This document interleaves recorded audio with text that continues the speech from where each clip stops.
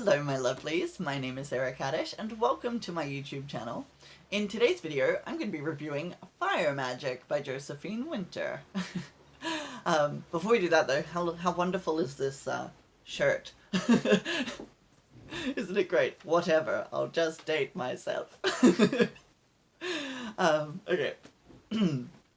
Full transparency to start off, I guess, before we move into the review proper. I met Josie a couple of years ago when I was on a trip to Melbourne, and she is an absolute gem.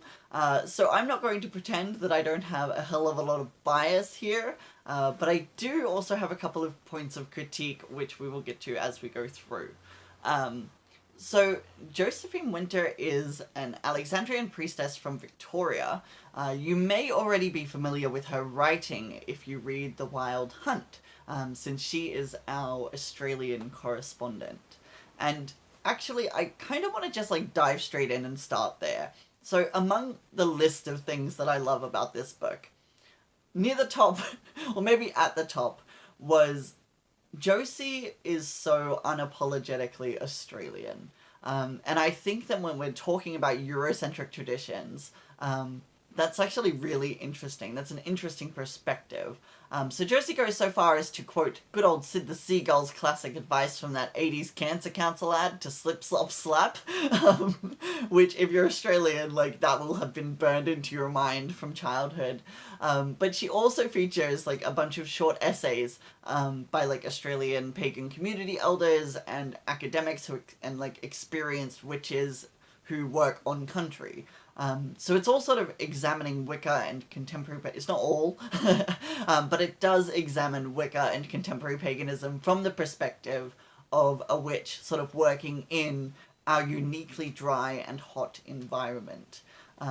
So I adored that. In fact, Josie offers some wonderful ideas on how to work midsummer rites, which often incorporate bonfires and things, but during total fire bans, which are common in this country at that time of year, that can be really tricky. So she does offer some wonderful solutions for that kind of thing. So if you are in warmer or drier climates, you might find some value there. But yeah, if you're an Australian witch or just interested in what the craft looks like in the southern hemisphere, this is a must-read. In no way is it gatekeeping, though, or only for Australians. It's also not only just for Wiccans. Regardless of where you live and what flavour of witchcraft you're up to, or even if you practice, Western ceremonial magic, there is a lot to be gained from this book. I'm honestly amazed by the amount of folklore that I was exposed to, and there's so many books that are referenced that I now want to go and sink my teeth into to sort of deepen my knowledge on a whole bunch of different topics. I guess that does lead me to my main criticism for Fire Magic, or more so a caveat, I guess, and one that Josephine actually alludes to throughout the book. So there's quite a few references to James Fraser's The Golden Bough. This is the abridged and illustrated version. And while I can appreciate the historical significance of this book, and I definitely think it's one we should all add to our reading lists, it's not really the most, academically reliable source.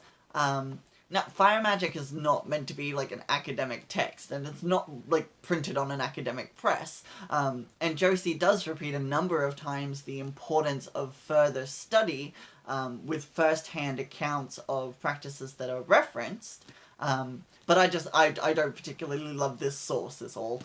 Honestly, I think she should get props for referencing things at all, and not just saying it's ancient knowledge my grandmammy taught me, like so many other pagan writers. I did feel personally attacked when I was reading through many of the delicious-sounding recipes in the book. As somebody who pretty much lives off gluten-free pasta and sauces that come in a jar, I was reminded of the lovely bolognese recipe that Josie had written out for me, that I have never used. But if you are somebody who cooks, I would love to see somebody make the protective oat cakes that are mentioned in this book, because that sounds like such a lovely option for cakes and ale and that sort of thing. One of the other things I love about this book that I wish more pagan authors would consider is this sort of discourse on ethics.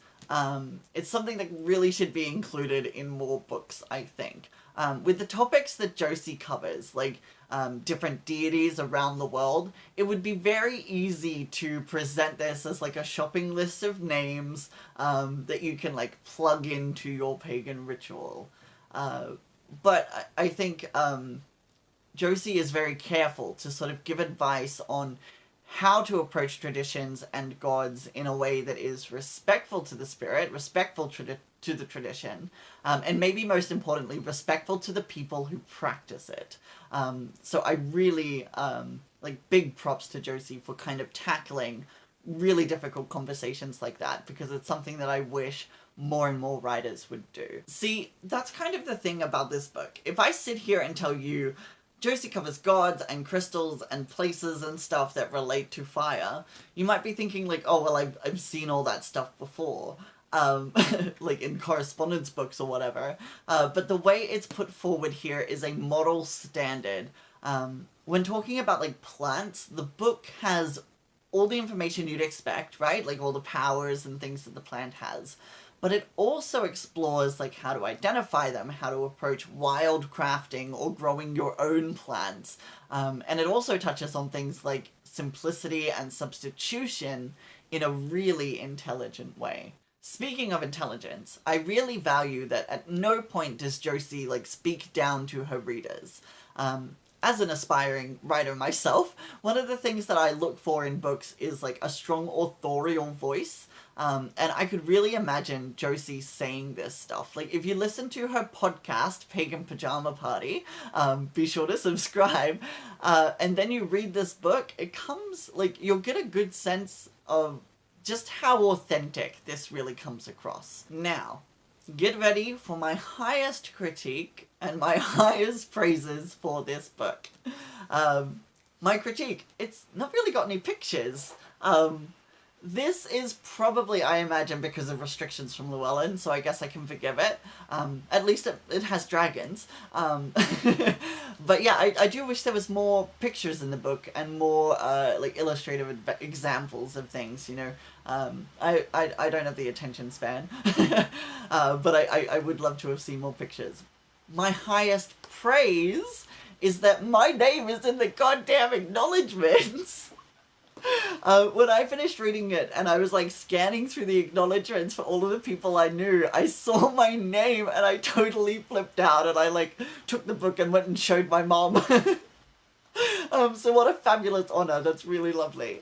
But yes, that is my review for Fire Magic by Josephine Winter. Please go and buy it and support my dear friend.